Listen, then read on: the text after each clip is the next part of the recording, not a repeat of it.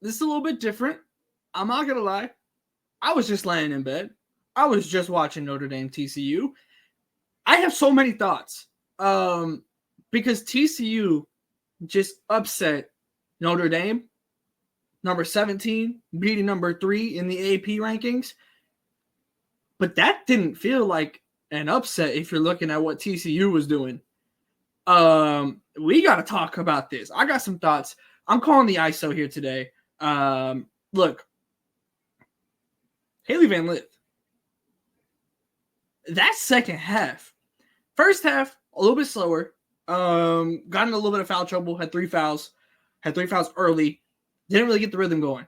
She just stays in the game for at some point in the first half, and then going into the second half, just completely stays in the game and completely took over this game. This was one of the best Hailey Van Lith performances I've seen.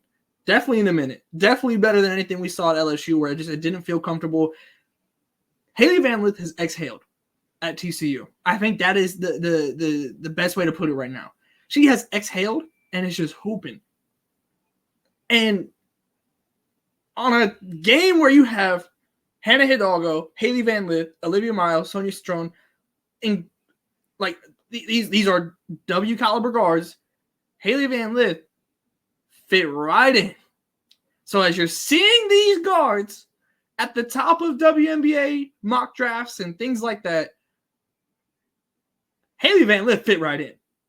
Now, I gotta give Shardy, producer Shardy, mock draft Shardy, power ranking Shardy, however you consume Shardy.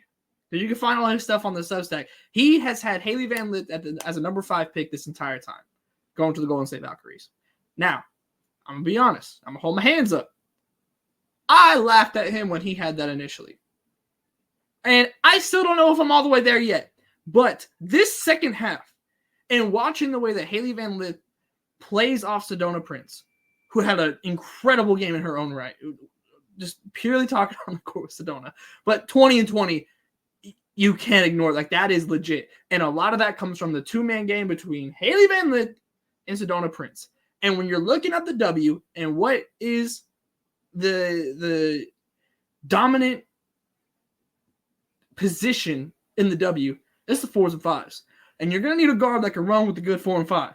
And right now, Hailey Van Lith is actively doing that by the day. 7 assists, 21 points, 8 of 15. Like I said, that second half, oh my goodness. The ability to take it off the dribble against these really, really good defensive guards is you can't ignore it. And Madison Connor as well for TCU. You definitely have to shout her out. 18 points in her own right. If TCU is getting this from Sedona and Hailey on a consistent basis and can just find the third person, whether that be a Madison Connor, whether that be some of the players that are still out, like coming back in, if they can get a third player to contribute 15 plus, 16 plus points a game, look, man, especially with the way the Big 12 was looking right now, we just saw Iowa State with the way that they performed against South Carolina, which, I mean, maybe anyone would have had that happen to them. We've seen Baylor struggle a little bit here and there. West Virginia hasn't played really much of any opponent yet. I think they're very good, though. Kansas State is Kansas State as well. They're solid. Look, man, TCU making a Big 12 run, if they're playing like this, doesn't just seem like it seems like at worst a top 3 finish right now. If they're playing like this, look, man, like I said, I laughed at Shard.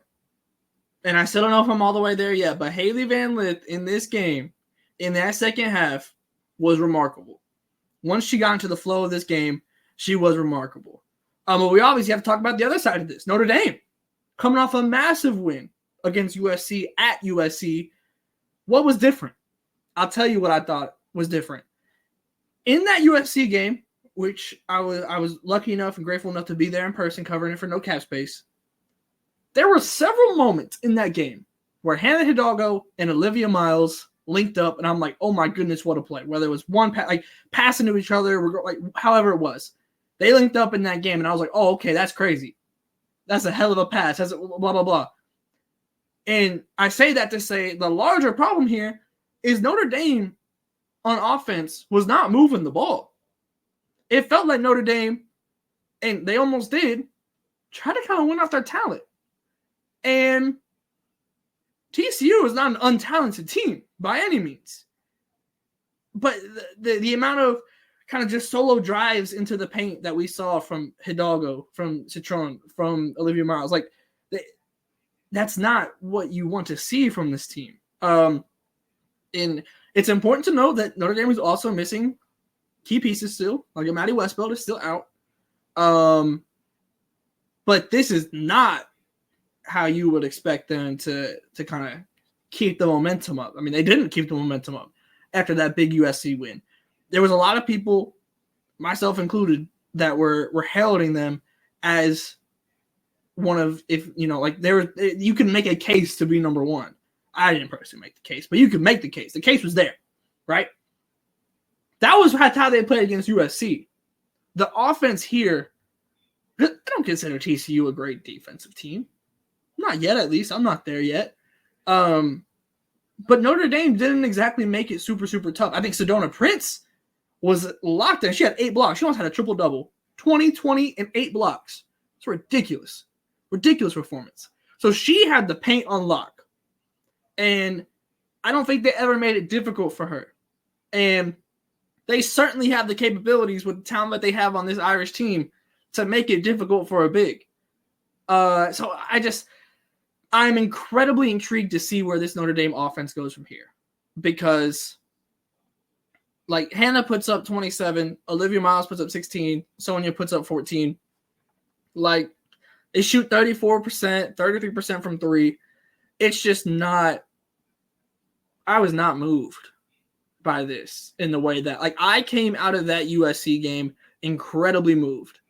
And a lot of that had to do, like I said, with the link-up play between Hannah and Olivia. And today, it didn't come off like that. I am not feeling that same way here. And so figuring out where they go from here, I think they're gonna be totally fine. Let me. There's no red button being pushed here. There's no nothing like that. I think that this team is much more like the team that they were against USC than the team that they were today against TCU. But seeing this variance is both very interesting from the Notre Dame side, but also TCU had to do their thing too. Had to play their part in this to, because they were down several times. They were down, I think it was as much as 14, if I'm not mistaken. I know they were definitely down 12 at one point. And they just kind of keep clawing their way back. And honestly, it was like, okay, they get to like 4, 5, 6, 7, and then they, Notre Dame would build the cushion back up. And then it kind of just seesaw back and forth, but they never really got super far into it. But when Madison Connor hit those threes, I think it was back-to-back, and just started popping off in the second half, alongside Hailey Van Lith, just being able to get to the rim and the finishing from Hailey Van Lith. Like, there was a lot to like from Hailey Van Lith's game today. Like, I cannot emphasize that enough. I'm leaving incredibly impressed with TCU. Like I said, I'm not. It's still early on in this season, and I'm gonna tell you right now, TCU's got an opponent next weekend, which I will have boots on the ground at in Fort Worth, because South Carolina's coming to town.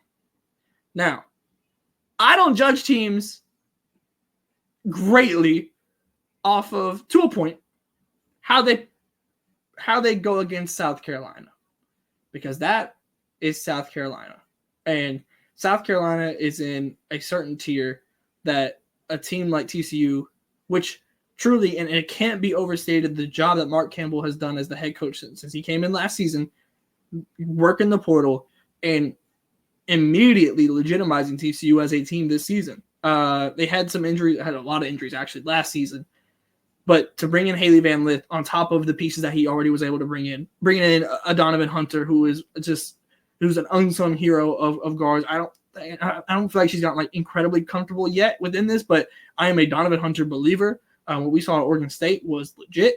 Look, man, I'm not making any crazy claims yet about TCU, but they did what they were supposed to do against NC State. They shocked people with this Notre Dame game. Like I said, I was not planning on being online right now. Going into this game, I wasn't planning on being here. I fully thought Notre Dame, once we were at like halftime, I thought, okay, Notre Dame's going to win this game probably by like 8-12. And then TCU just locked in. Like, truly, it was the guy sitting up in his chair meme with TCU, and specifically Hailey Van Lith. The drives and the way that she was able to get off her perimeter defender, whether it be with a screen with Sedona, or just even just some of the dribble moves she was hitting. I think there was one in and out move that she hit to a left-hand layup that was tough. Like, this is the game for TCU where it's like, oh, okay, everyone's taking notice now. There's no more hiding what TCU is. And that is a very, very solid team. Now, like I said, we'll certainly see how they handle South Carolina. South Carolina looked great against Iowa State. But I really am interested in using that game as a bit of a litmus test for how they might perform in Big 12 play.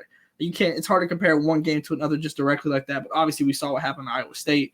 Because that's kind of what I was coming into this game with TCU. It was like, okay, let's see how they compare with how USC handled Notre Dame. I had that in mind. Passed with flying colors. Like I said, I think a lot of what Notre Dame failed to do and caused for this loss, I do think a lot of that was self-inflicted and things that we did not see in the USC game, but it takes a good team to capitalize on it because Notre Dame's talent alone is good enough to beat a lot of teams, even if the style of play and the functionality isn't as good that day. Their talent is often good enough to beat a heavy majority of teams. But TCU in that second half capitalized. And after the game, it was like it was nothing. It was just another win. And that's scary. That's scary for the Big 12. That TCU was locked in like this. I'm incredibly impressed. I can't wait to be there next weekend with South Carolina. I'll tell you, South Carolina ain't going to take this game lightly now. Not that I thought they really were before, but they definitely ain't now. So we'll see. I mean, look, Hailey Van Lith against the ACC team, she felt right back at home. Right back at home. Look, man, incredibly impressed. I can't wait to be there next weekend. Make sure you guys stay tapped in across the board so you make sure you don't miss any of the coverage, whether it be on the social medias you can find down below, our website, nocapspacewbb.com, you can find down below. Subscribe on that. Don't miss anything. Subscribe on here as well. I'll have some post-game. I'll have press conferences going up from South Carolina TCU next weekend. This season's incredible. I'm having so much fun covering it, talking about it with y'all. This season, there is no clear favorite, and the past week has absolutely proved it. It's a wonderful time to be a women's basketball fan. Tap in with us here at No Cap Space so you don't miss out on any of the conversation around this incredible season, and I'll see you next time.